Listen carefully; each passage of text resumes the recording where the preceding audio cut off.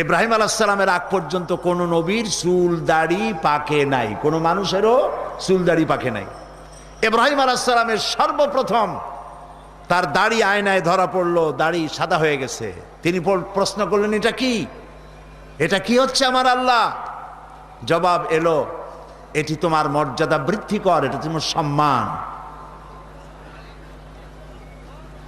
তো পৃথিবীতে আল্লাহ রাব্বুল আলামিন যত নবী এসেছেন, নূহ আলাইহিস সালাম এর পর্যন্ত ওহী তাকবিনী ছিল। তখন পৃথিবী কেমনে সৃষ্টি হলো, কি করতে হবে না করতে হবে ইত্যাদি সম্পর্কে সাধারণ ওহী আসতেছিল।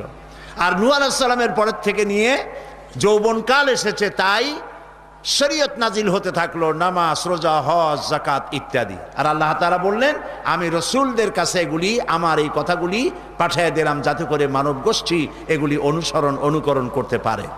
সূরা হাদীদ।